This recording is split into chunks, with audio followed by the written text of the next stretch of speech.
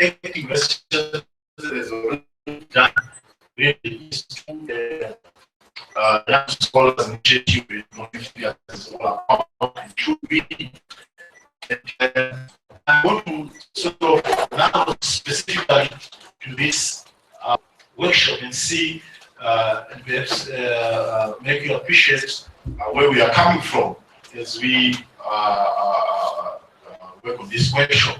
But as Dr. Miguel has also said, this is the beginning of bigger things.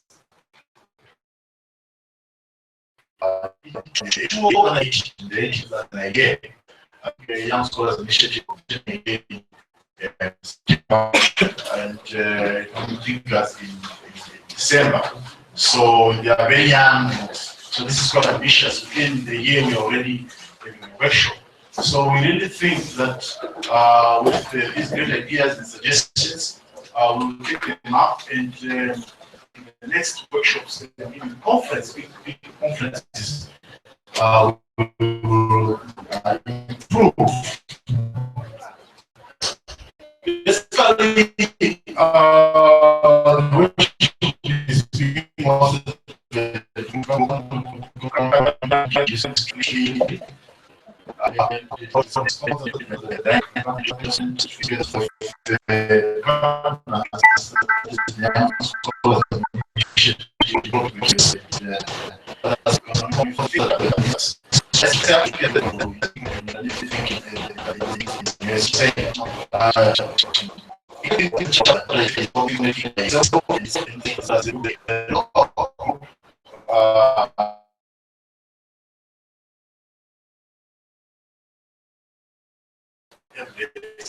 exactly what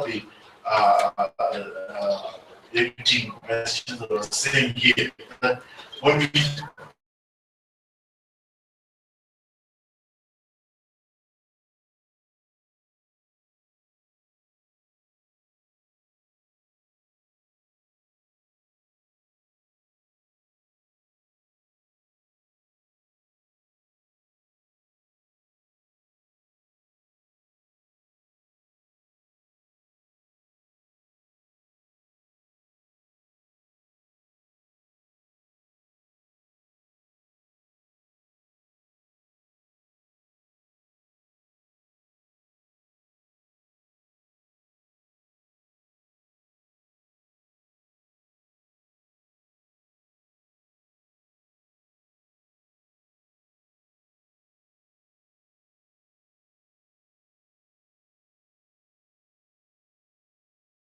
people from economics here present, we have people from economics, and then also people who are researchers of various persuasions.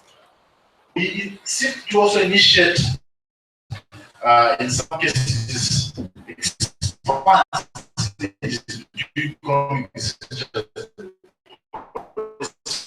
makers.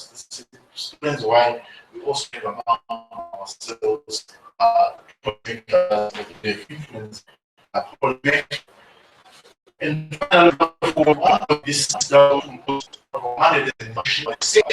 which is distribution, one was to have impact as well elsewhere.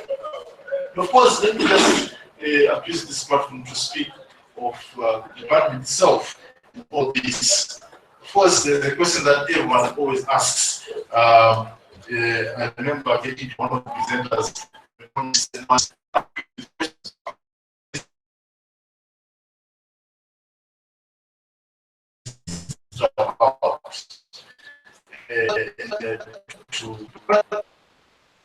some explanation. This is often misunderstood. This is partly, I think,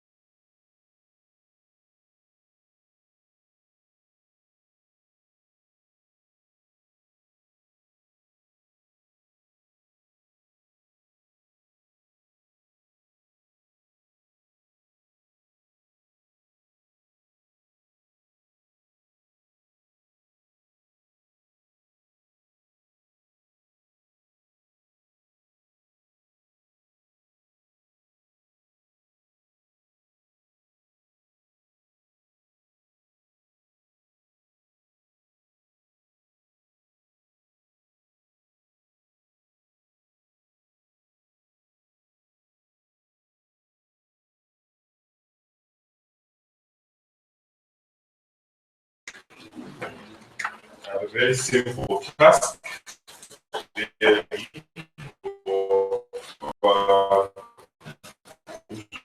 Using our next session and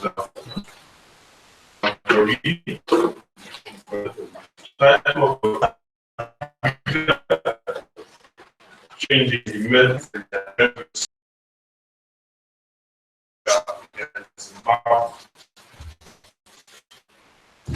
our presentable system is UE, which is introduced, and our discussion for session is Hayasi Nyambara. So give for 30 minutes.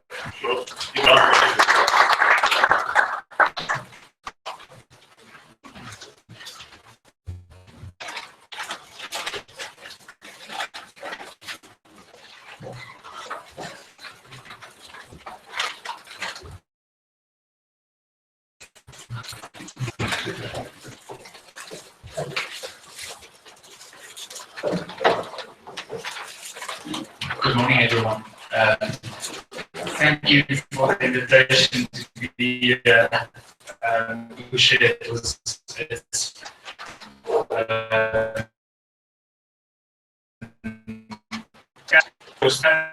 Of all visited all cities. It's not here. The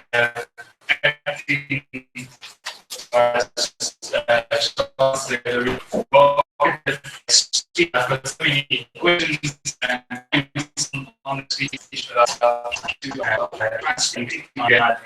some of those debates. Thank you again to the organizers in the Department of Economic History. I'm based in the Department of Economics. And so just the fact that you have a Department of Economic History is already, I think I'm quite jealous of that. And also the fact that you can get students to be here on a Saturday is pretty impressive. So thank you also.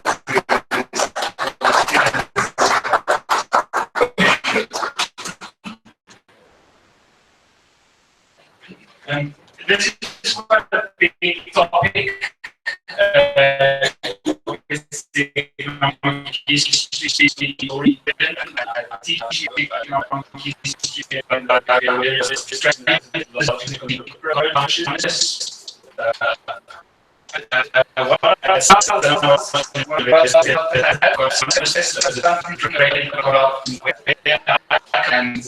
then through the training that end up in activities. I attended the conference, they were written out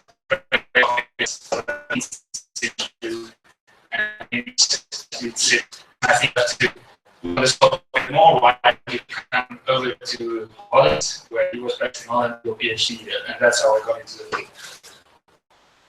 Natalie Random, and now I'm a missionary, I guess, for economic history in South Africa. I feel it's incredibly important. And I think our attitude is important.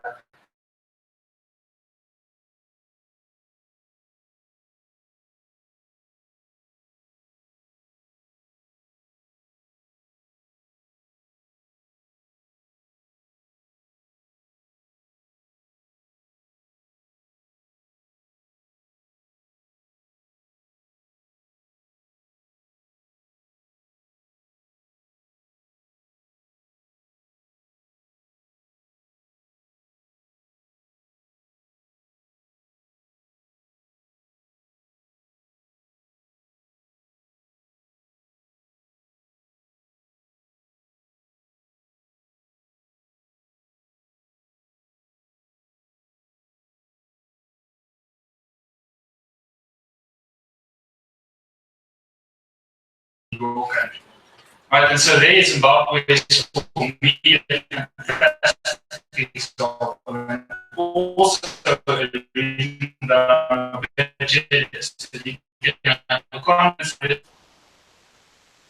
economic thinking about development, thinking about solutions to the economic problems, where we can basically engage in basically just that because in a sense, Zimbabwe is a bit ahead of where we would like to reach a stage, I think, where we can have an audience like this, where you think critically about what the government is doing and what it should do.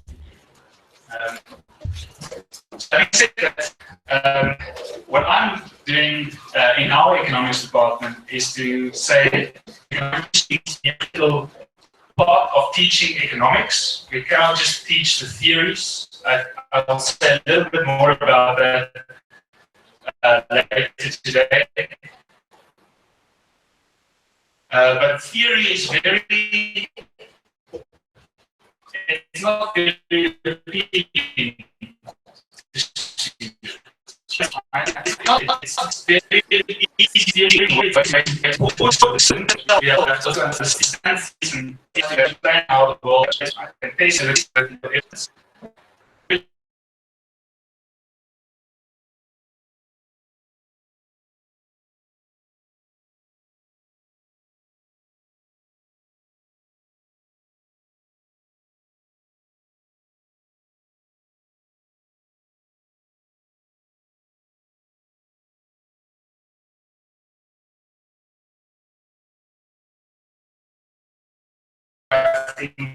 used in current policy discussions. But history is often also contested. So it's not, there's not one history. There's many histories. If you ask different of your countrymen, they will all tell different histories of your country. And so coming up with what is the real history is very, very difficult. History is not an objective. There is no one objective history. And so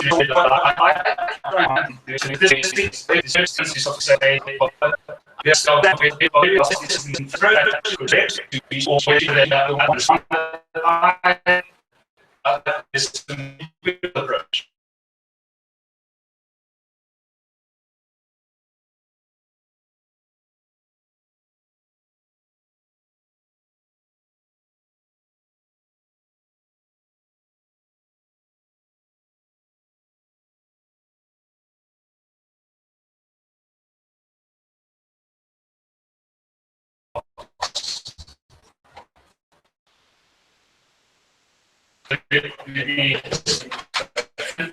Economists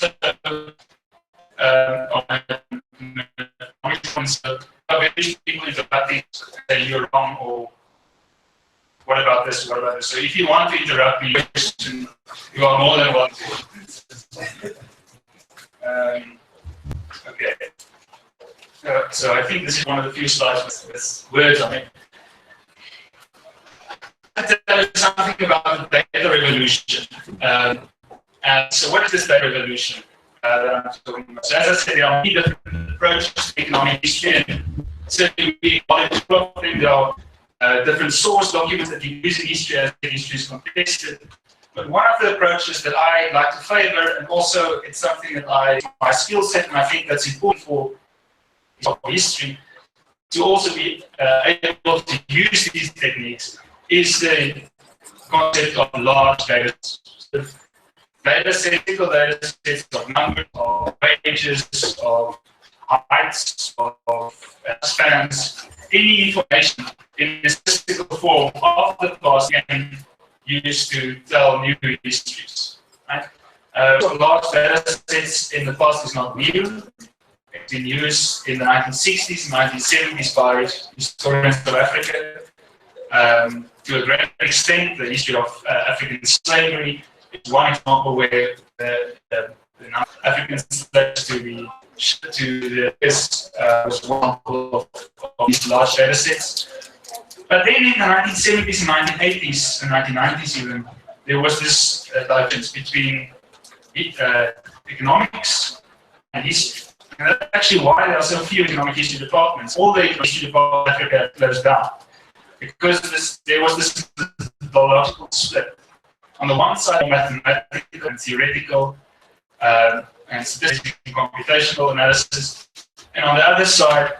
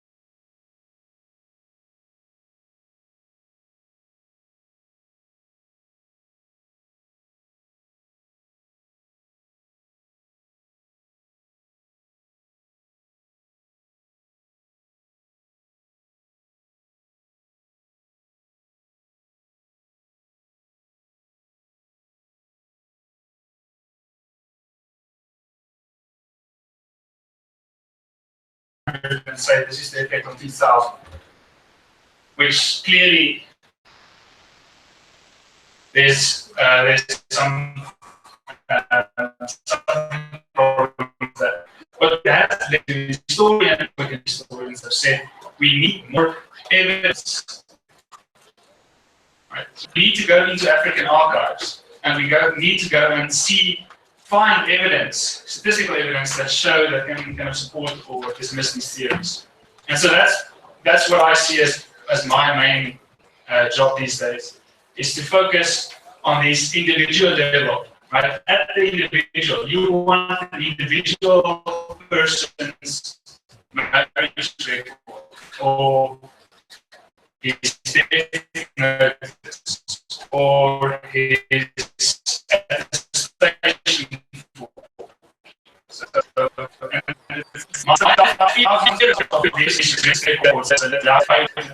really interesting.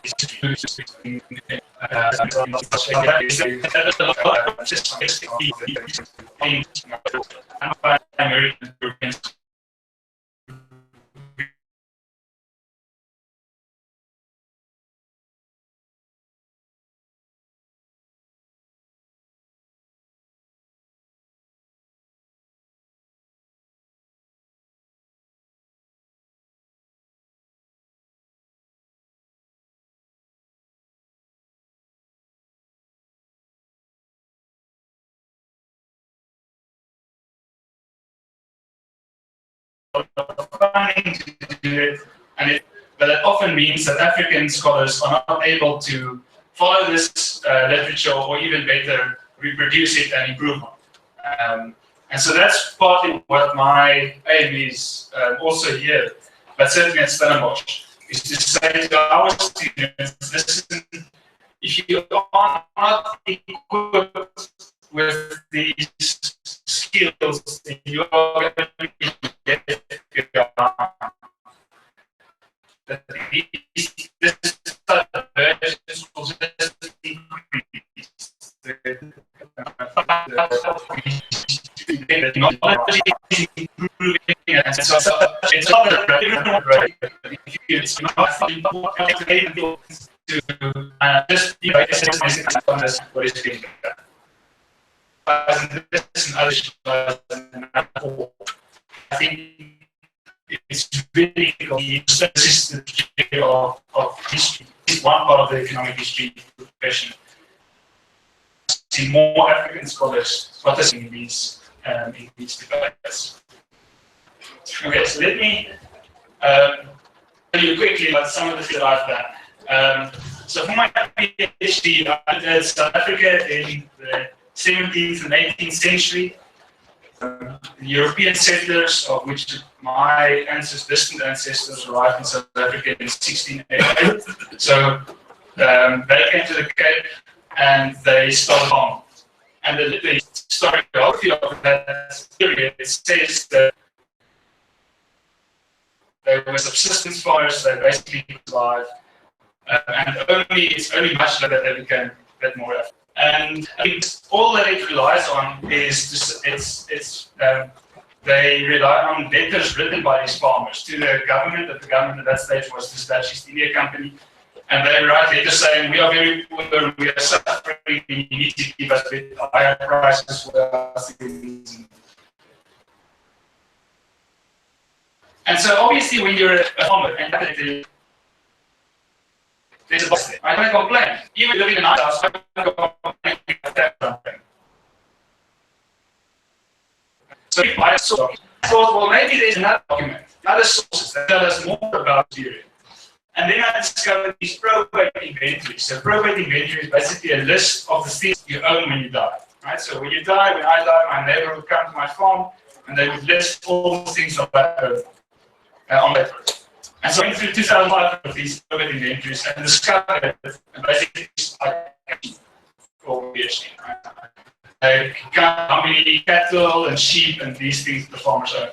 And what I discovered was that they were incredibly wealthy. If you compare it to other sectors, if you compare it to people living in England and in Canada. And it's actually why they came here, right? It's because they could improve their living standards. It made sense. These are, I looked at various 28 different products, so I'm not going to go through that now. I compared the program inventories to other sources, tag sources, and I saw that they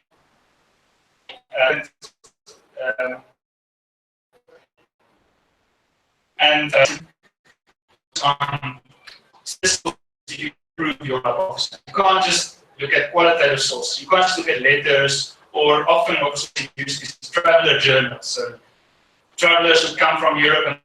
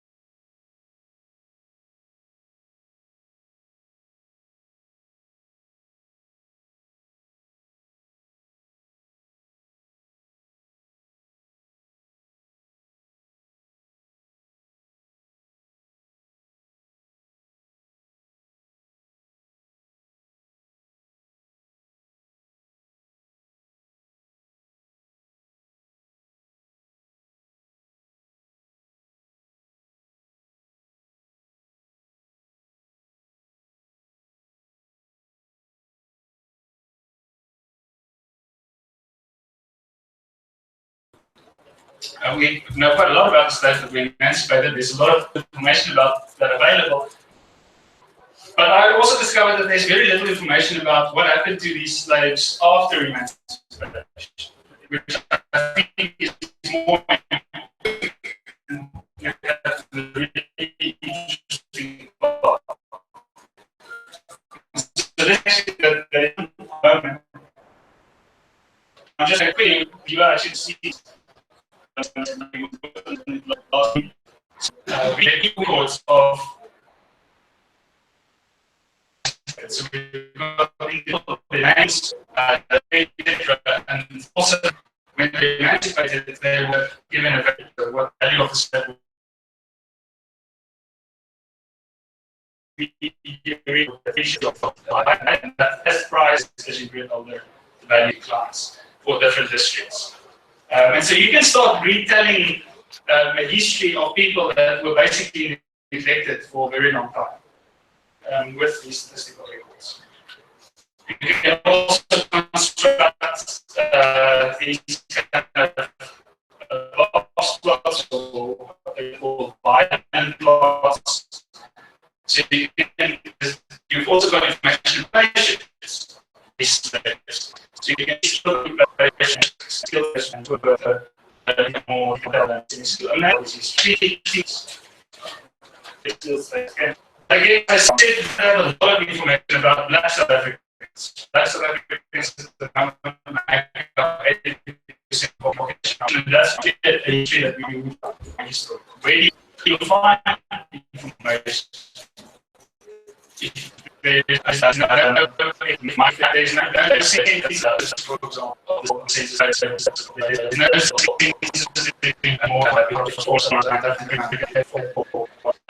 there are some for white South Africans, but not for black South Africans. What do we say?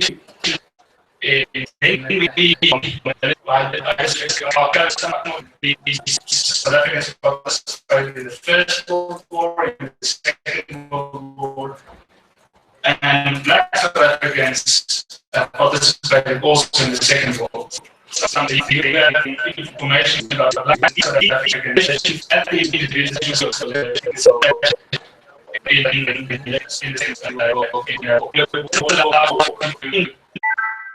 record your height. And most at the station, when you sign up for the military, they record your, they measure you, how tall you are. And so this is a really interesting measure that one can use to about living standards over time. Because height, even though 80% of each of our height is determined by genetics, 20% is determined by our environment.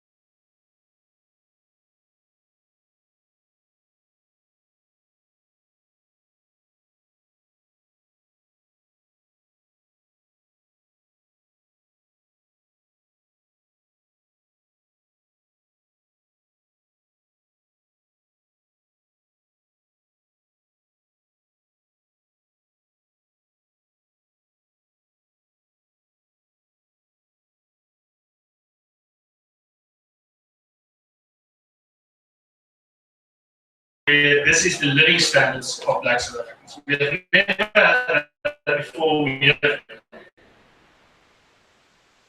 some wages for some periods, but mostly in the mining sector. So obviously there are, when you ask about on the paper and discussing those,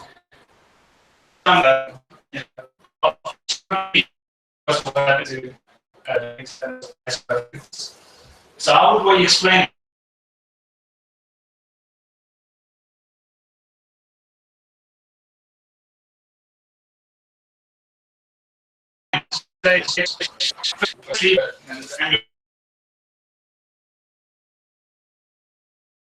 Wars, so blended pest disease. I think that was also quite serious in Zimbabwe. Quite a lot of Black South Africans, and we also had a lot of legislation coming in there. Right, we had the 1913 Land Act, which limited Black South Africans' ability to buy land. And so you see all of those things affecting that can reach Black South Africans. In 1930,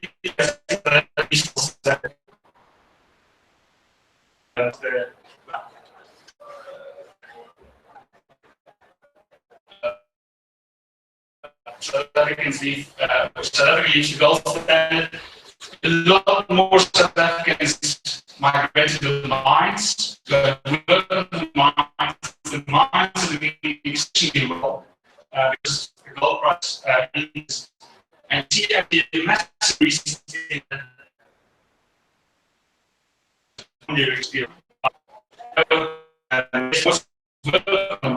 But we weren't really sure whether this translated into real living standards.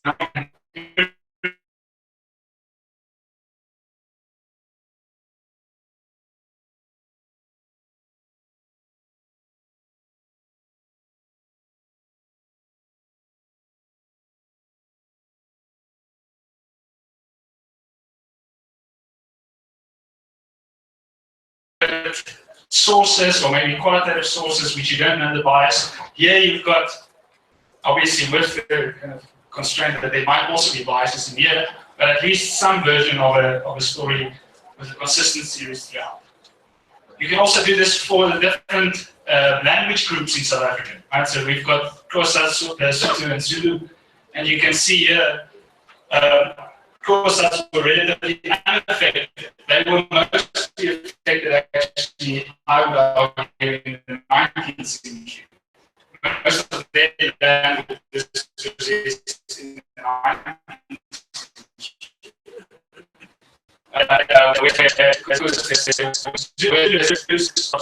also not really affected in the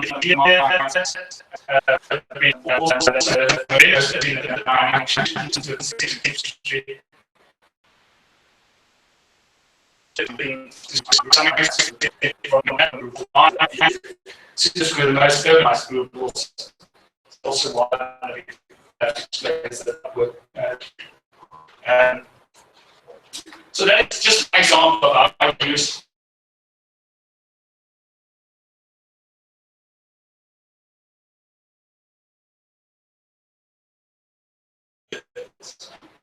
Let me just show you one thing that my historical source, everything Galande has done very recently. So he's always on his dissertation.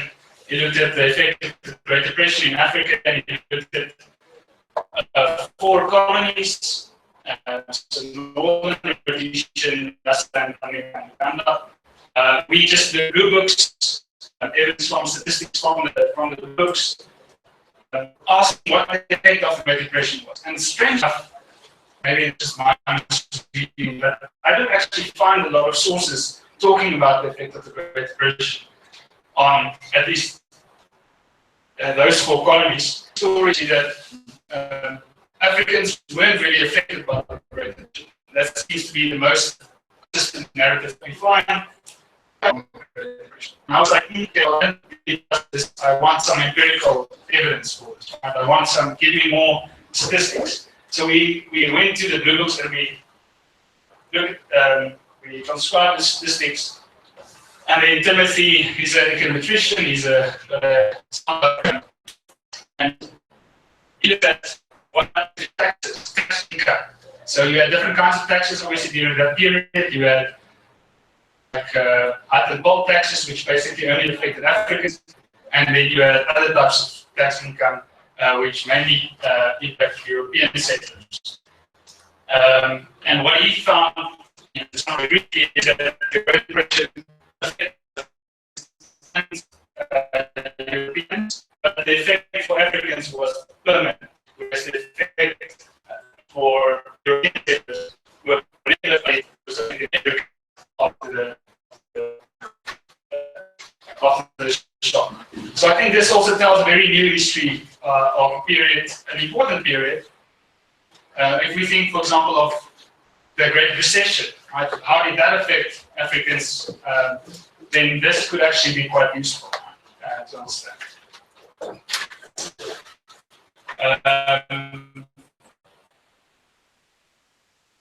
Let me just show one more slide.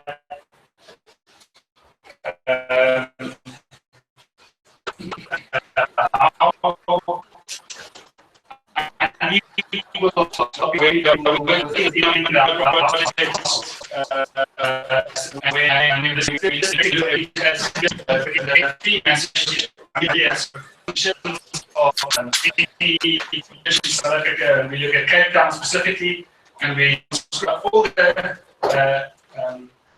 marriage records from 1870 up until 1970, basically.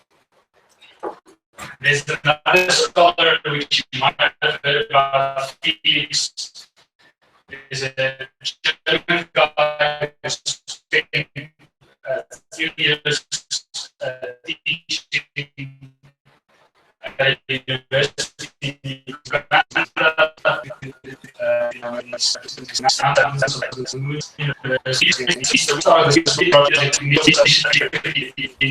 In Wales, in Canada, and then they moved the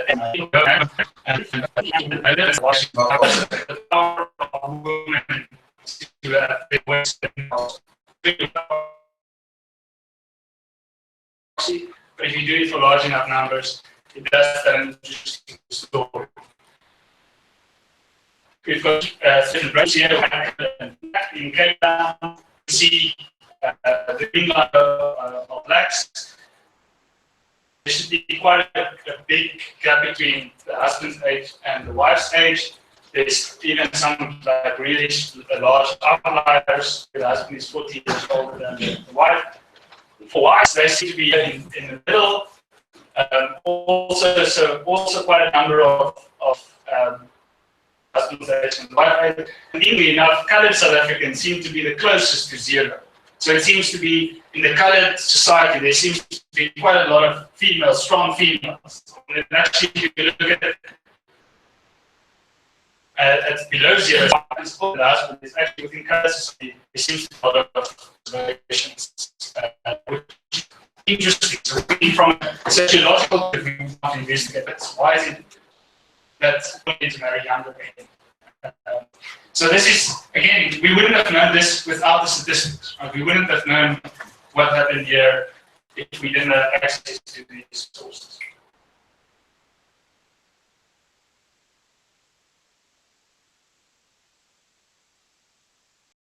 I told you about that. Now I can also plot that.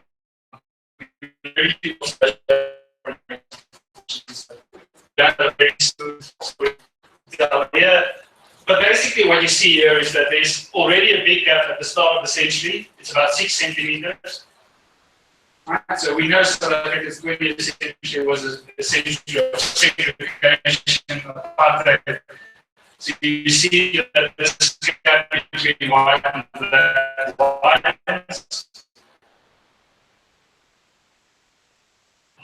It's now about 9 centimeters.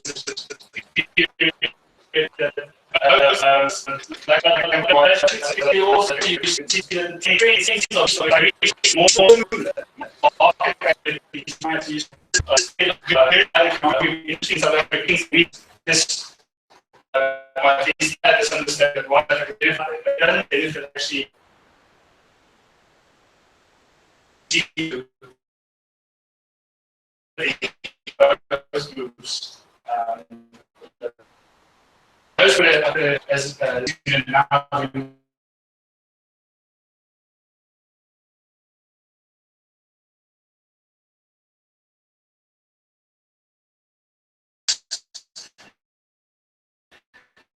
And we have rugby history.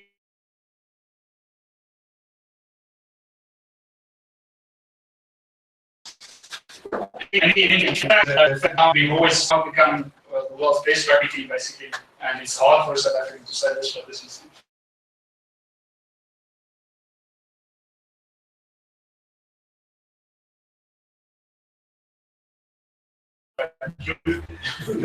Connecting taller people.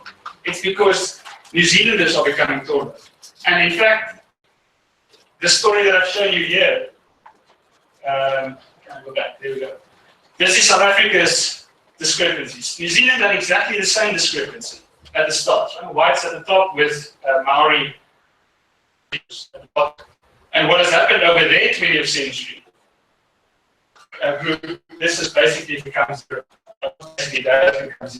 There's no difference at the moment between white and so this is not what will happen. This is not deterministic in that sense. It could have been different. New Zealand, it was different. In the 1960s and 70s, you see now increase of rapid over and then you can see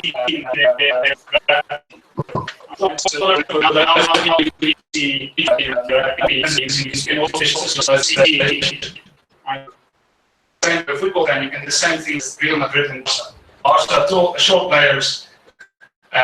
Real Madrid, much bigger players. Here you can see the hookers and locks in Springbok rugby the specialization positions. The locks basically are much taller now than 100 years ago. Anyway, but finally, if you think about transformation in South African rugby, then this is now again plotting Black South Africans, white Africans, and this is screen that I just showed you for one.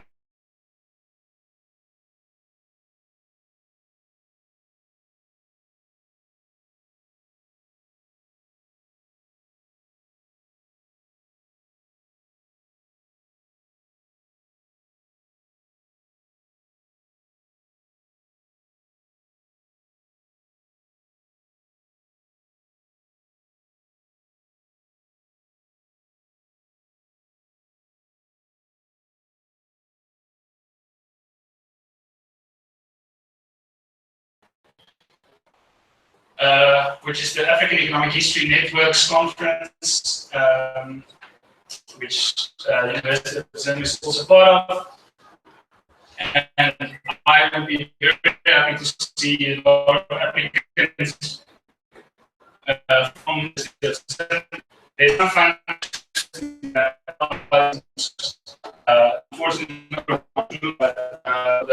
the series about work and keen to. It's not only about so it's not too far, and just need to get conference and then finally, I've told you about Lloyd. Lloyd is now part of our lead group at Stellenbosch. You can see some of our other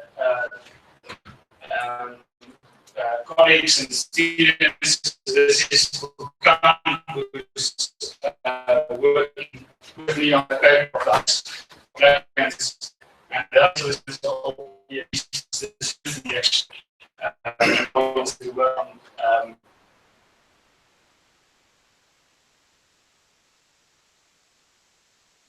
trying to expand on it. This visit here, but I hope it's certainly not the last visit. Thank you very much for your attention. Thank you very much, Johan, for that.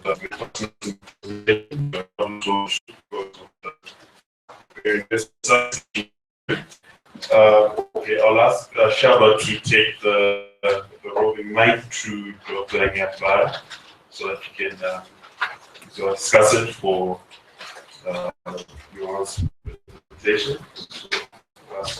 Give you 10 minutes.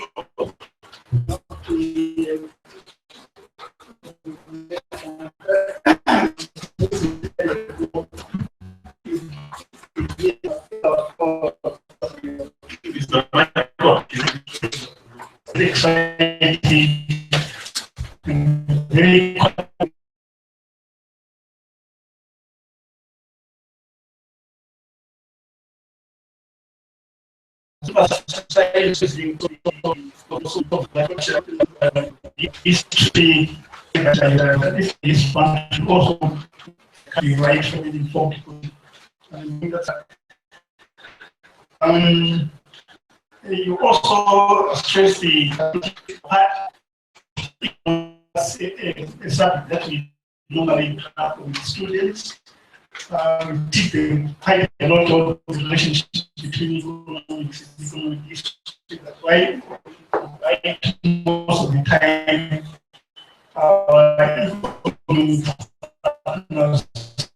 so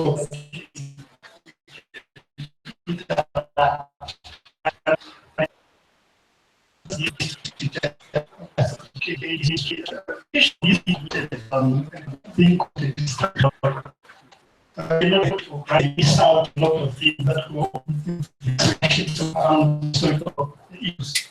You need to be aware of the contestation issues of the conclusions that are made.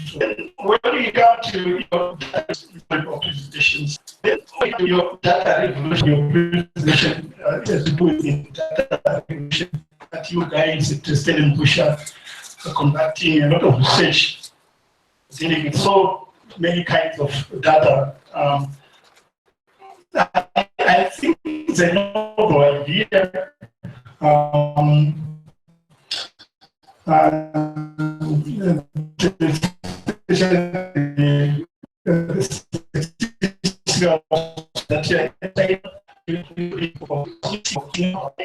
Qualitative data.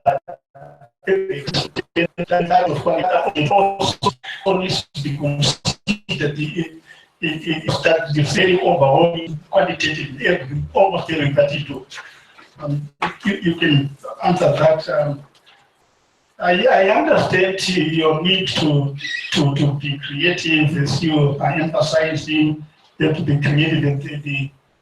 The graph table that you showed us in your presentation.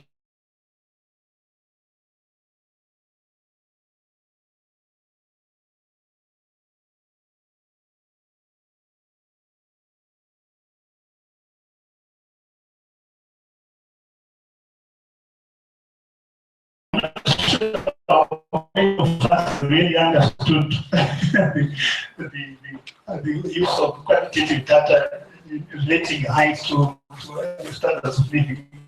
We need a lot of work to carefully follow the graph.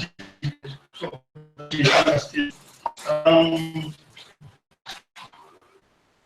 That revolution, I was kind of scared. Of me actually. By the statement in your paper on data revolution, I had the privilege to read that paper. You say economic historians should this data revolution that you are presenting.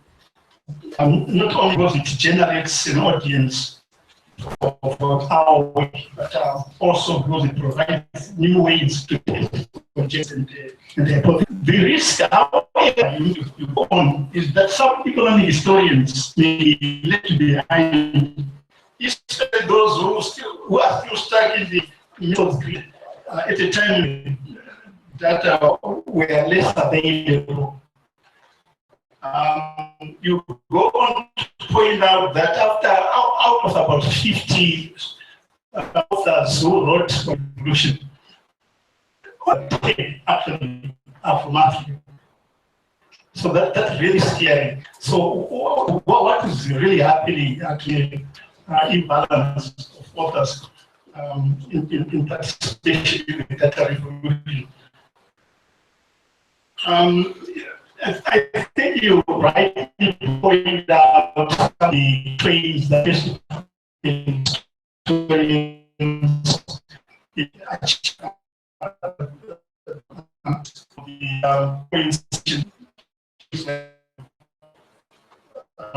social constraints, institutional constraints, intellectual priorities as constraints that make it very difficult for African scholars to participate much more meaningfully in this data revolution. And I was wondering how we can overcome that, because the presentation is stressed the importance of us not being left behind. And what we are left behind is a bit difficult to catch up. So such scholars can kind of teach. And I think this is what I your presentation. Okay, thank you. Thank you. Can you pass along? Yes.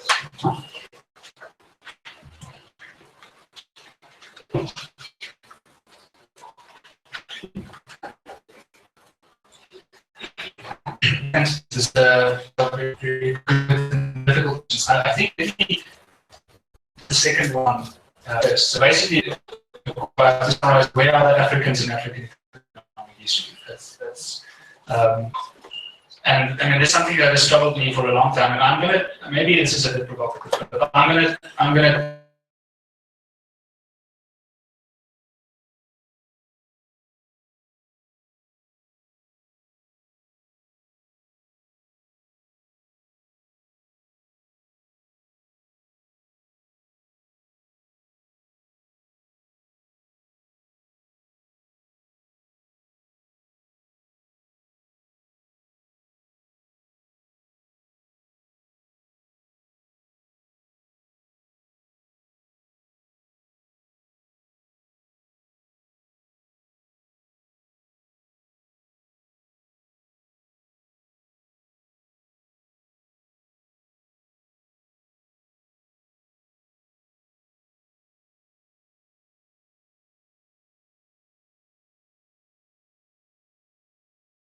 what's going to happen is people are just going to be uninterested to work on Africa, and they're going to go to Asia or Europe or elsewhere.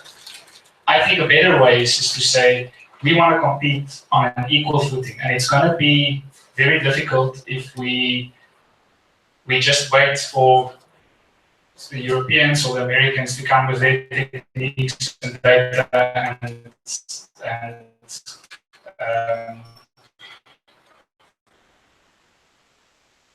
and we try and copy that. I think not all of the most important will be able to be but some with the interest should. And at the moment, we are exposing our students now. They're not exposing the students at all to these methodologies. Those that might be interested are left without the very, very simple advice.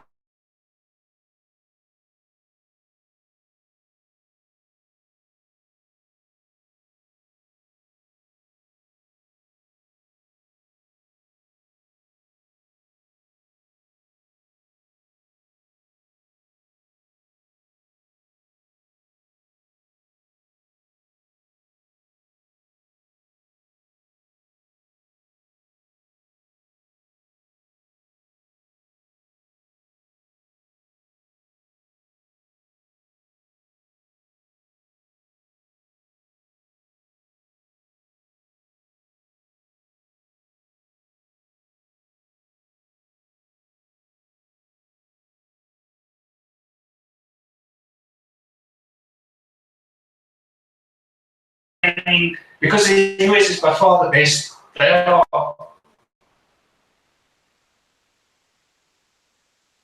frontier of sciences.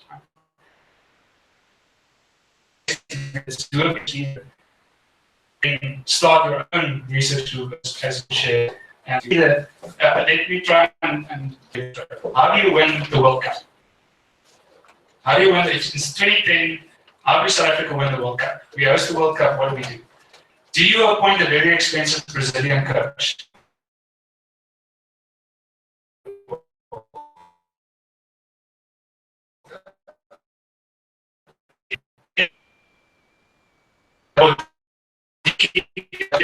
Soccer ball.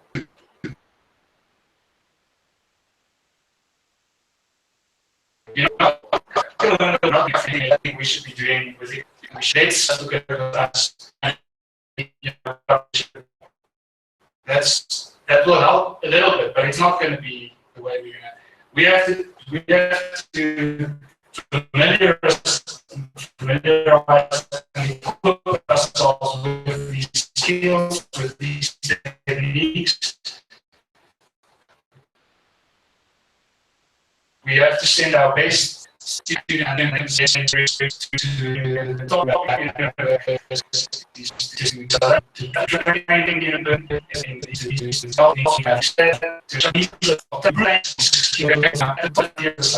and university is not trained at the frontier of science, are improving on that. They're building better and better science. And so it's a challenge. Maybe I'm completely wrong. Maybe you can tell me if I'm wrong. But that's the only way I think sustainably you improve the university and ultimately.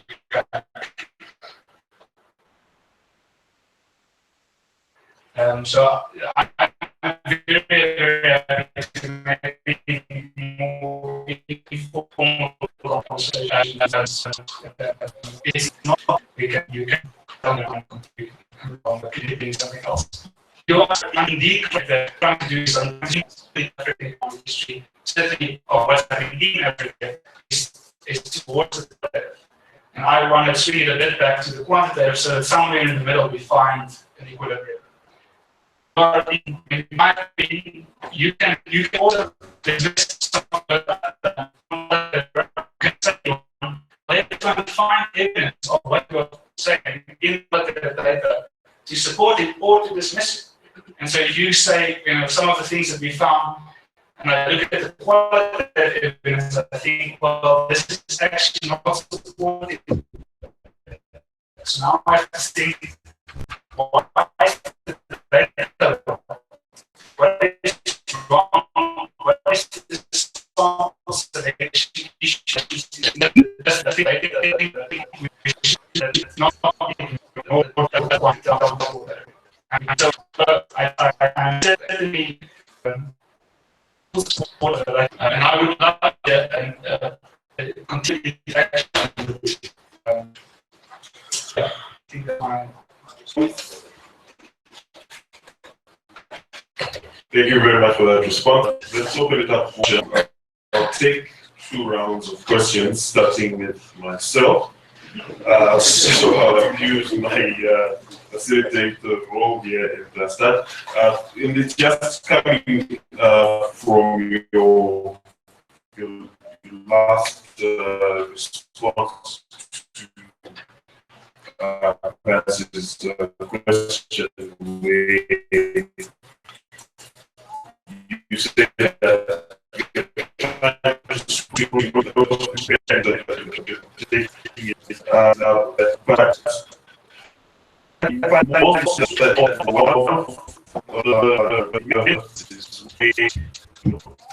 reasons why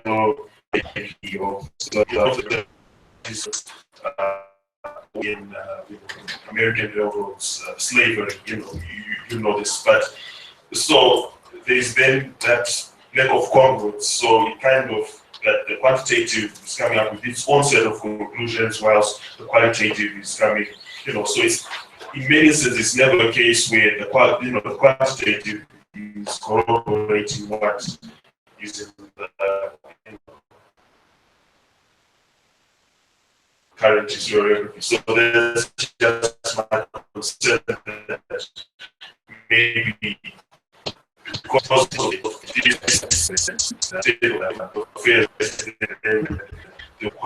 this always be but that's just maybe you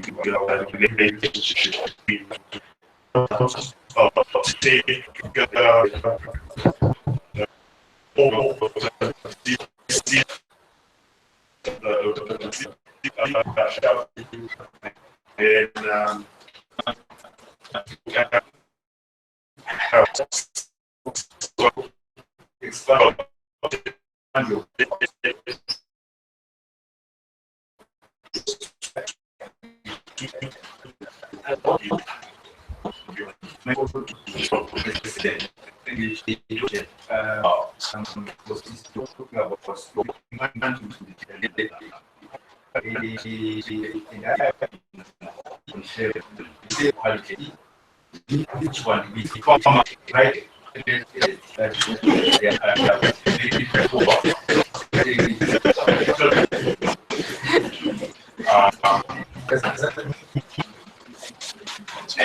What does it mean to be poor? Into whom? And when? And how? For us to say that we're not poor.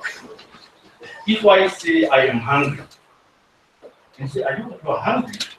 And the doctor comes in his machine. He says, no, but according to my reason, you are not hungry.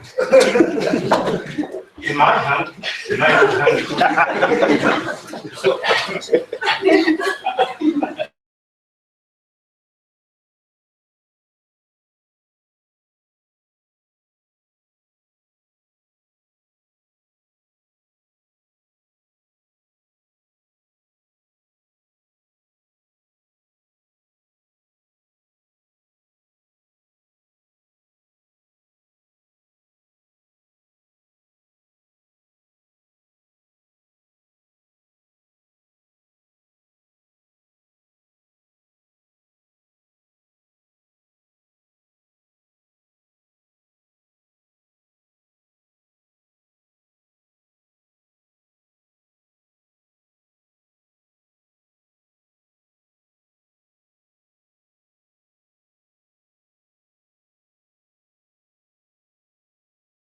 paradigm, and this aim is to attain objectivity.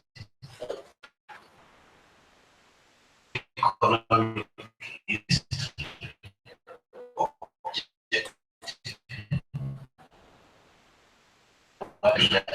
with your positive slide.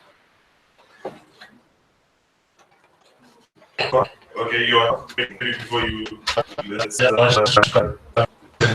Which was supposed to come in the next round, expands on Dr. Anga's question, because looking at your own research, the question that I asked earlier, or that I said I indicated, is usually asked of economic history, if it be extended to you, specifically your research.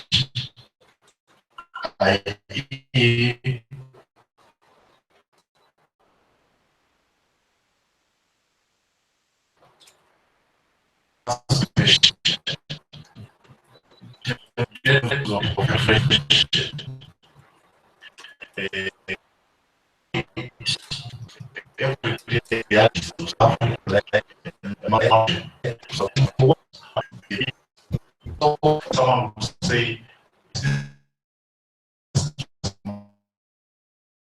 money in research and so forth. So what? That's my question. Basically, good questions. Instead of science, what is science? It's a process of stating an hypothesis and then finding some evidence to support or dismiss that hypothesis, and then if you dismiss it, then you have to come up with a new hypothesis. And I don't think history completely can avoid that process, a scientific process. And it's been to just support that hypothesis or dismiss it, or the quantitative. I'm certainly not saying we should throw out the qualitative, but we cannot dismiss that there is very valid quantitative evidence that has been ignored by historians in the past, and I think that can help us to dismiss some hypotheses. And that links to basically this one. We can say, I have to work on heights for Africans. If the way of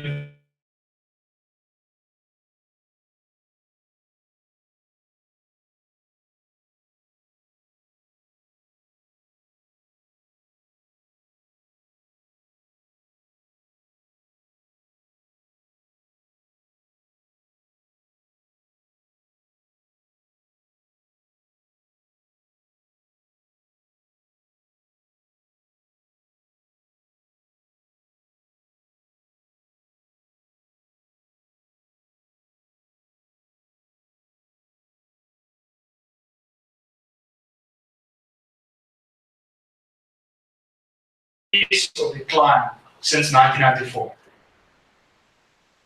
The story that is that I at least when I was a student read the text, poverty became incredibly sharp after the 1991. But we also had high economic growth, 4.5% in the 2000s, right under the decade from 1992 to 20.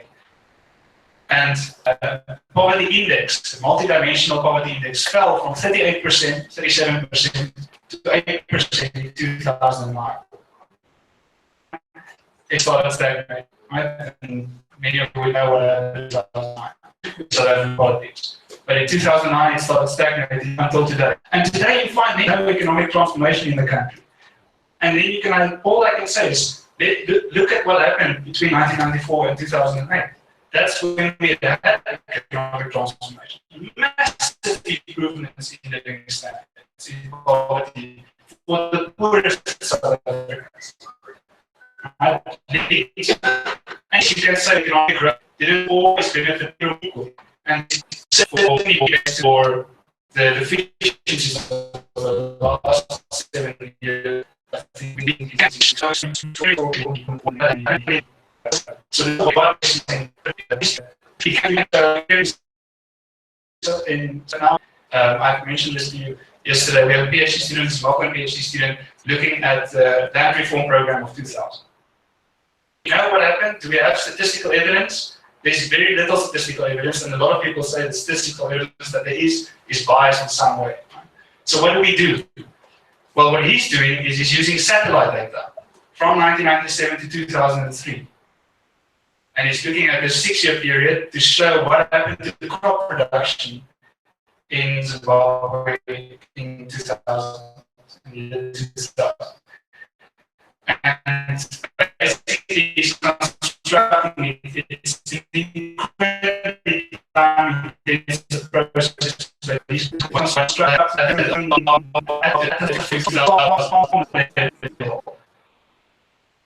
crops reduced with crop production and what's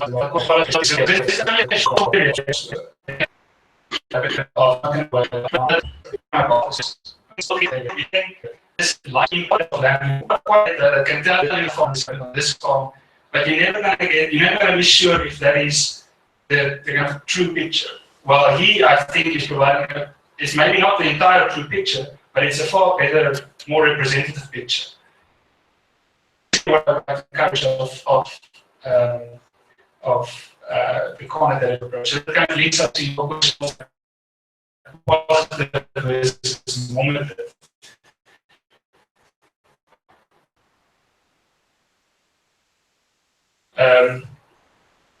I think we have to follow more of this approach. Try to find answers for questions.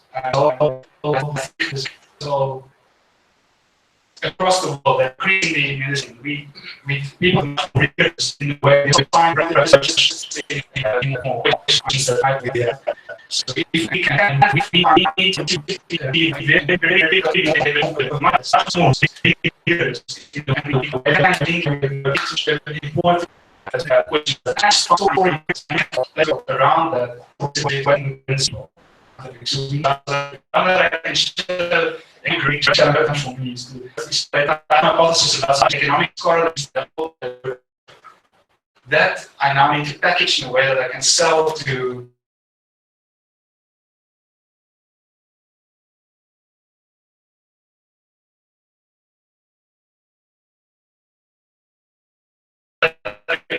it's not what I say, but it's who.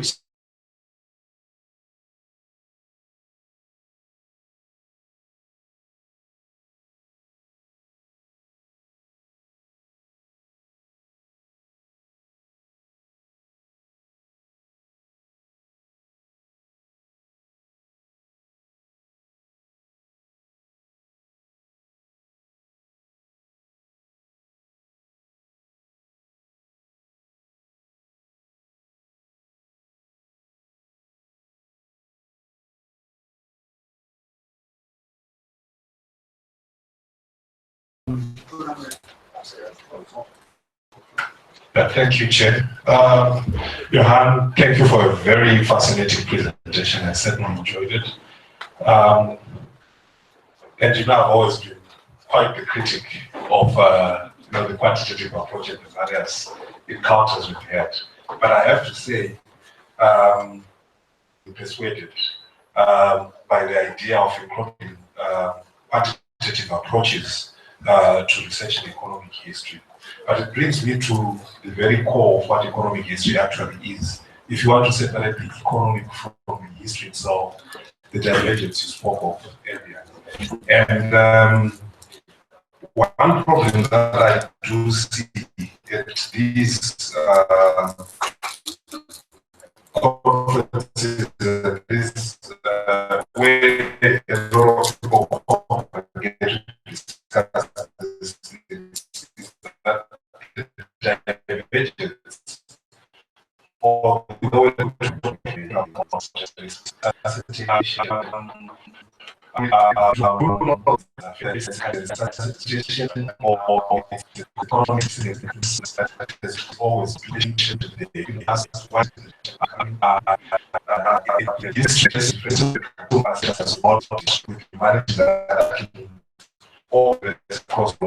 the big question not which approach to take, but how to marry the two disciplines. And for me, the answer is this problem emanates from that balance. During the session, I think it was highly empirical in terms of the statistics that we're using, but how much of the qualitative material did you use? Did you go down to try and see what the whose standards were brought up during the apartheid era? Think about their experiences. This is my training. I get into the archives, I see what the policymakers are saying, I go to the people, I interview them, translate their perspectives, and then I come out with the paper to say this was the economic experience. I write a paper, I try to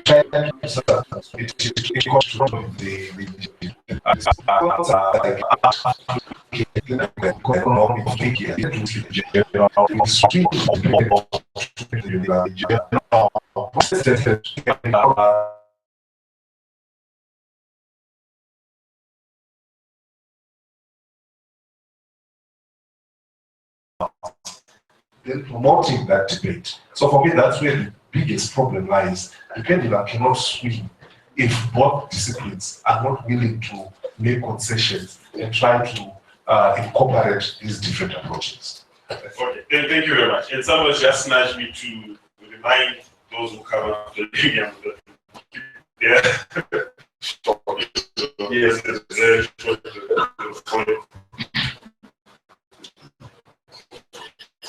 Okay.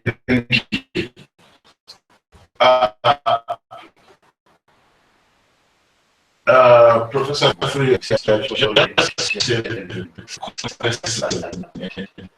similarly for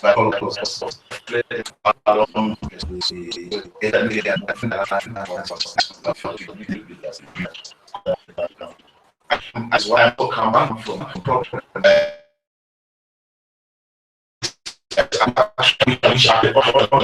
reliability. Okay. Then there's the second axis, the issue of access, sources of data, especially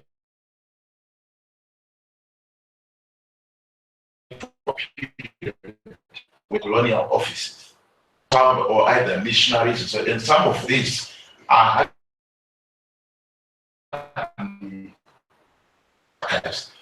which brings better Nyambara talking about bridging the divide. You talked about teaching.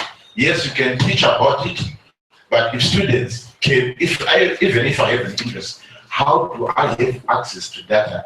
Maybe to an archive in London, coming from here.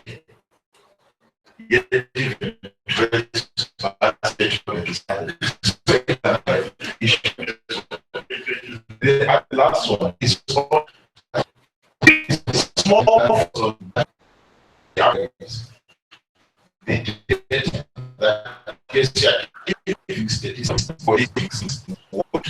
Okay, maybe 90.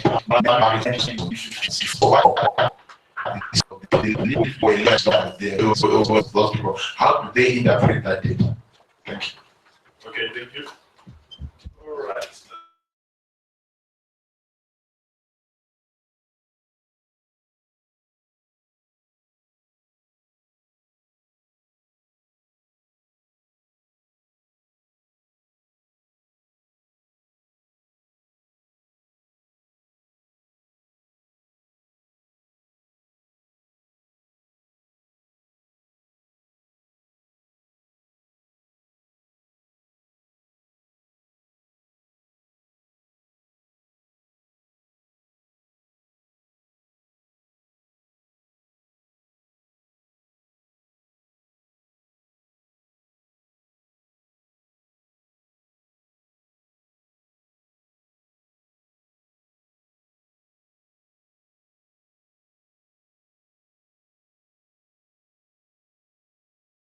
environment, that they dams bombed and destroyed. And then you could see that of the same height. At that point, data aids in objectiveness, and as an advocate of this imaging school, where we have to understand the dots backwards and ensure that we don't go back to the same scenario. So I fully support the quantitative aspect that you are bringing into economic history analysis. So thank you.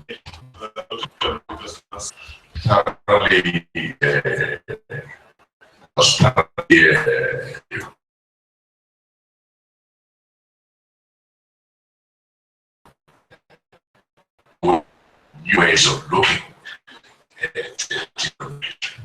And I believe that this analysis of empirical data gives you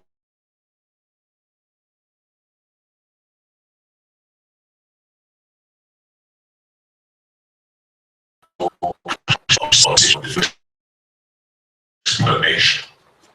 Let's take your data on differences in age between females and males across the racial groups.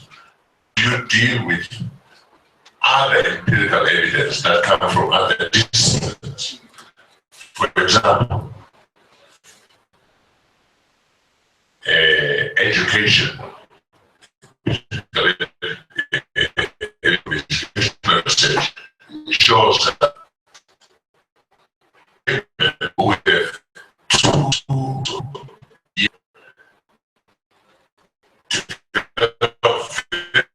different preferences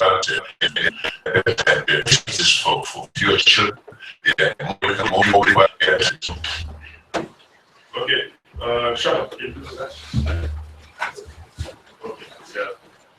Joanna, I'll give you that difficult task of answering all those questions in 2 minutes. Yeah, 2 minutes. Yeah.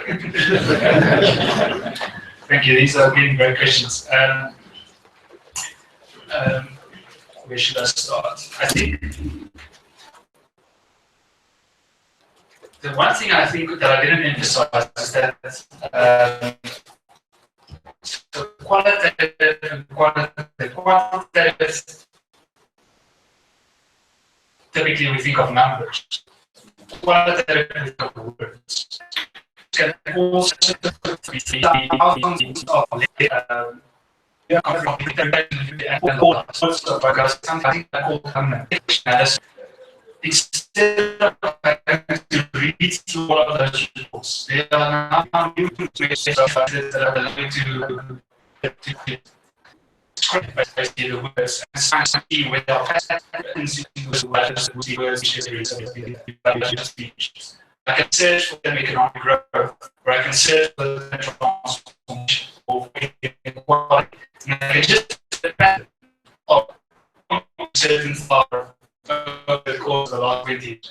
It already gives you an additional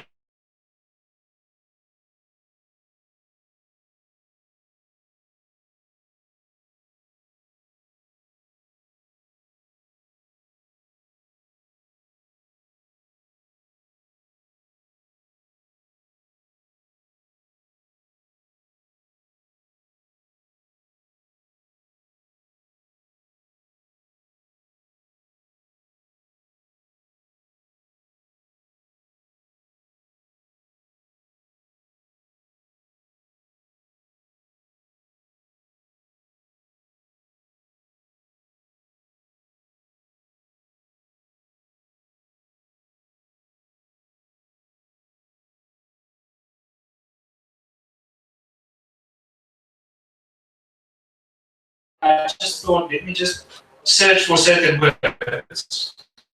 And in this 8 pages, he used the word white capital. Economic growth 0. And that just tells you a very important story that you know about. It's not numbers that you don't know. questions about the reliability of data. That's basically all questions. If I present this work to an economics audience in the US, everyone will ask me about the reliability of the data. You've got, are they comparable? What about the selection issues? If you talk about the antigen sources, this is antigen. Maybe all the antigen are and that members of the antigen are somehow select the poorer members of the society. So they're representative of the general population. And this is exactly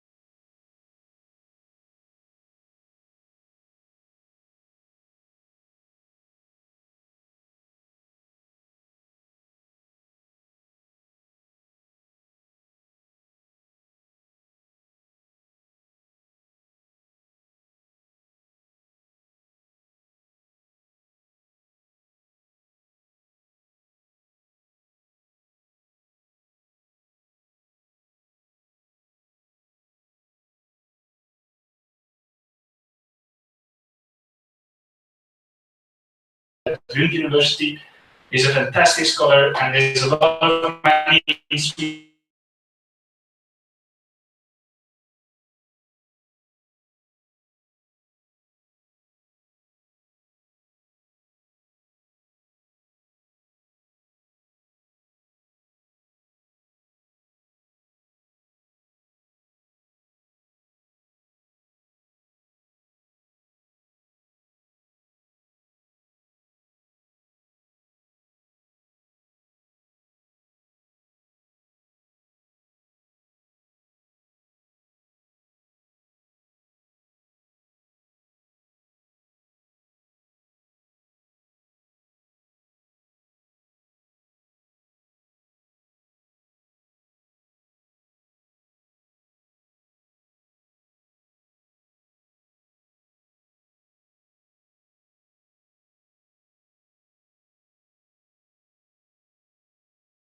and although there is room for that, all the things that I showed you today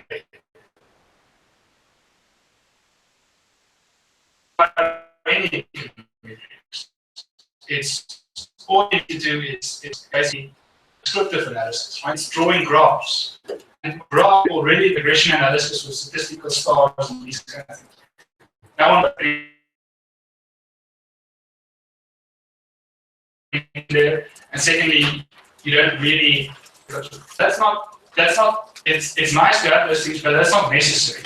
Often, what is really just collecting the data and drawing a simple graph, right, of marriages or of height or of records or what.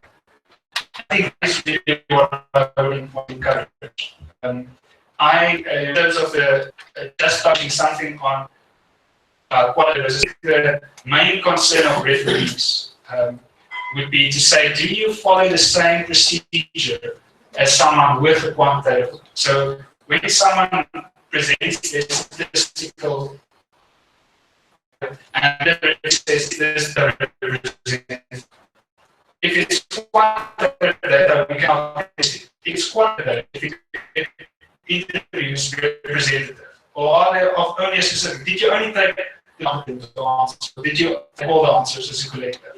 So it's not that we are dismissing qualitative evidence, but when you present, I'm not talking specifically about you, but when someone presents qualitative evidence, you want them to say, I've interviewed 100 people of the 200, and this seems to be like a very fair sample of people. This is not only 2 interviews or 5 interviews that might be biased. So it's following the statistical thinking. But it might be representing your quality.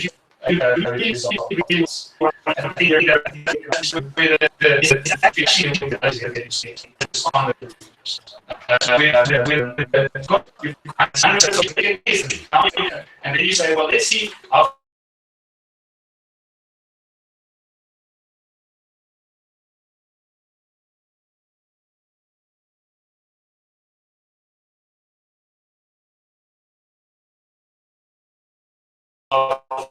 qualitative and quantitative through processes that can now tell interesting 2 interviews or 5 interviews or 10, and then referees are going to say, well, we don't know whether this is a representative story or not. The challenge that I want to throw out to both the faculty but also to the students to think about.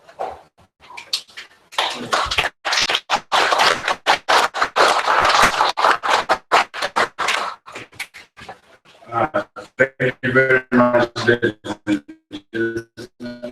think you have